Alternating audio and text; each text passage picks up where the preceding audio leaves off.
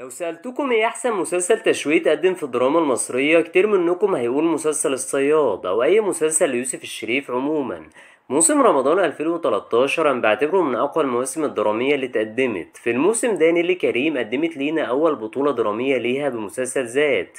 في نفس الموسم برضو شاهد تواجد يوسف الشريف بمسلسل اسم مؤقت، المسلسل اللي كان عامل قلبان طول فترة عرضه. يوسف الشريف كان بيلعب علينا طول الشهر، احنا مش عارفين هو مين بالظبط، يوسف رمزي ولا ممدوح داغر ولا مراد الشيشي. بس المعلم قرر ما يجاوبناش على السؤال ده في رمضان 2013، ده قرر يفاجئنا كلنا في رمضان 2016 لما عرفنا شخصيته الحقيقية وهي القيصر. ودي كانت أول مرة تحصل في الدراما المصرية إنك تربط مسلسلين ببعض، حتى ما بتحصلش في الدراما الأجنبية. الكبار كانوا حاضرين بقوة في دراما رمضان 2013، وعلى رأسهم طبعا الزعيم عادل إمام اللي قدم لينا مسلسل العراف، عشان في المسلسل ده عادل إمام يقرر يضم مشروب جديد للائحته وهو ليمون بالنعناع، بعد ما كان بيقدم شاي بالياسمين في مرجان أحمد مرجان. موسم دراما رمضان 2013 ما تميزش بس عشان قصص المسلسلات القوية اللي اتقدمت فيه، ده تميز أكتر بالبطولات الجماعية اللي كانت موجودة في أغلب المسلسلات. دايما المسلسلات اللي بيكون فيها حس البطولة الجماعية بتنور وبتلمع أكتر عن الأعمال اللي بيكون فيها بطولة فردية، وده بالظبط اللي شفناه في مسلسل نيران صديقة. المسلسل ده كان هو الحصان الأسود في دراما رمضان 2013. الكاتب محمد أمين راضي في أول عمل ليه قدر يثبت موهبته الكبيرة في الكتابة من خلال القصة الحلوة اللي قدمها. في مسلسل نيران صديقة الكاتب دمج بين نوعين مختلفين وهما الغموض والواقعية السحرية، يعني نوعين أدبيين مختلفين، دي حاجة صعبة مش أي كاتب يقدر يعملها. قصة نيران صديقة بتحكي لنا عن مجموعة أصحاب حياتهم بتكون ماشية زي الفل، لكن كل حاجة بتتلخبط لما رفض صاحبهم بيجيب كتاب هدية بيقول من خلال الكتاب ده إن أقدارهم هتتكتب بدمهم. رأفت في الأول كان بيهزر، لكن بعد كده كل حاجة بتتقلب جد والكتاب بيبتدي فعلا يكتب أقدارهم بدمهم. فكرة المسلسل وقتها كانت جديدة وحلوة، وناس كتير كانوا بيحللوا حلقات المسلسل باستمرار ومستنيين يعرفوا النهاية. فكرة نيران صديقة قريبة شوية من فكرة فيلم ويجا. في فيلم ويجا برضو بنشوف مجموعة صحاب بيجيبوا لعبة مسحورة اسمها ويجا، اللعبة دي بتعرفهم قدرهم، لكن المختلف في ويجا إن الأبطال كانوا بيعرفوا قدرهم بشكل غير مباشر. يعني مثلا واحد صاحبهم هو بيلعب ويجا، ويجا قالت له انه هيقتل بس مش معروف هو هيقتل مين، وواحد تاني ويجا قالت له انه هيخون بس برضه مش معروف هو هيخون مين. لكن في نيران صديقة الفكرة اتقدمت بشكل افضل واعمق من خلال الكتاب اللي بيكتب اقدار ابطالنا. بسيطة، مش محتاجة تحضير جن ولا شهادة. لا ده انت اتجننت رسمي بقى، ما تقطع. أحداث المسلسل بتدور بين فترة 1986 لسنة 2009. دايما الحلقة الأولى في أي مسلسل هي الفيصل لينا كمشاهدين، يعني لو الحلقة طلعت حلوة يبقى المسلسل هيكون حلو، ولو طلعت وحشة يبقى المسلسل مش حلو وما تكملوش. بداية المسلسل بتبدأ لما الأصحاب الستة بيتجمعوا تاني وبيكتشفوا إن في واحد هو اللي دعاهم وعارف عنهم كل حاجة سودا عملوها. بس يا ترى مين الشخص المجهول ده؟ أكيد وأنت بتشوف الحلقة الأولى حسيت إن المسلسل فيه شوية تأثر من روايات أجاسا كريستي اللي كانت أغلبها بتدور حوالين التيمة دي. ولكن هنا الكاتب قرر يفاجئنا في الحلقة الأولى من خلال عنصر جاذب زي الكتاب المسحور اللي بيكتب القدر، والكتاب هنا بيلاقيه أمجد ابن أميرة ورأفت عشان بعدها يعرف عن رأفت كل حاجة وعن التاريخ الأسود بتاع أبوه وأمه.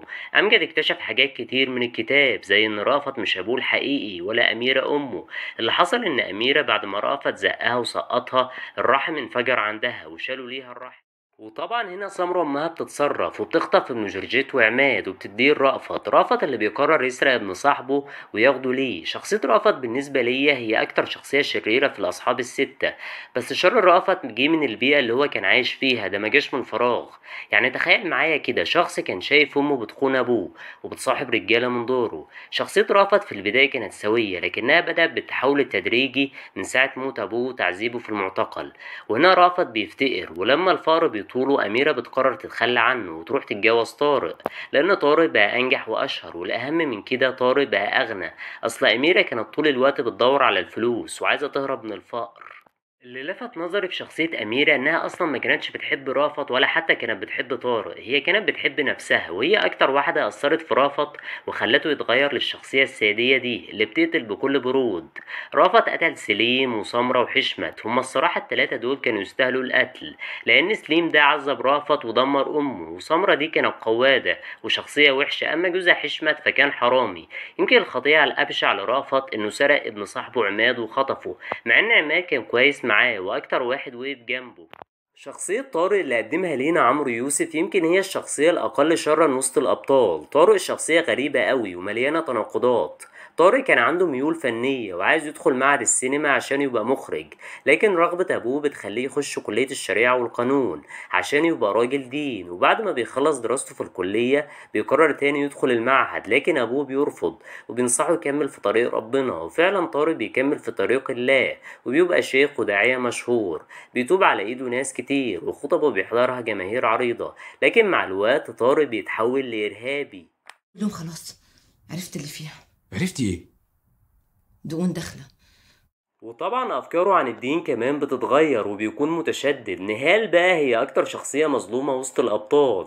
نهال كانت بتحب طارق من كل قلبها، ولما جت تعترف له لقته خطب نور، بالرغم إن طارق اتجوز أميرة ونهال ونور، لأن الوحيدة اللي حبته بجد فيهم كانت نهال، لكن ما كانش نفس طارق اللي هي حبته وعرفته زمان أيام الجامعة. طارق وقتها بقى إرهابي وشغال مع جماعات إرهابية. يمكن غلطة نهال الوحيدة إنها خدرت جوزها قذاف وخلت سليم ونور يصوروا له فيديو إباحي، مع إنه قذاب كان بيحبها جدا. نهاية المسلسل ممكن ما تعجبش ناس كتير. في آخر المسلسل بنعرف إن عماد هو اللي كان بيبعت السيديهات، وهو اللي قتل رنا بنت طارق. يعني عماد مطلعش نضيف، يعني زيه زي رأفت صاحبه قتل. بيتهيالي عماد لو كان اتحط مكان رأفت كان هيعمل زيه أكتر. كل اللي خدوا الكتاب وريوه ماتوا، سواء سمرة أو حشمت أو حتى قذاف. كمان حتى أمجد بعد ما بيشوف موت أبوه قدامه ما بيستحملش وبيقرر يموت نفسه، وكأن الكتاب ده لعنة على كل اللي قراه. في ناس ما عجبتهاش نهاية المسلسل وشافتها نهاية حزينة، بس في كده قصص لازم تنتهي بنهاية صدمة، وقصة نيران صديقة واحدة من القصص دي. بس الحاجة الوحيدة اللي الكاتب موضحهاش لينا هو الكتاب فعلا هو اللي خلى الأبطال يعملوا كل الخطايا دي، وكان ايه اللي ممكن يحصل لو أبطالنا ملقوش الكتاب؟ ده السؤال اللي سابه لينا محمد أمين راضي عشان نجاوب عليه. ويا ترى هو الإنسان مخير ولا مسير؟ لو وصلتوا لحد هنا يبقى اكيد الفيديو عجبكم، فياريت ما تنسونيش بلايك واشتراك في القناة، وياريت كمان تفعلوا زر الاشعارات عشان يوصلكم كل جديد. جرايه طارق في ايه؟ الموضوع كله من اوله لاخره تهريج. انا اسف، حقكم عليا. لو عجبكم الفيديو دوسوا لايك واشتركوا في قناة المشخصاتي عشان تشوفوا كل جديد المشخصاتي.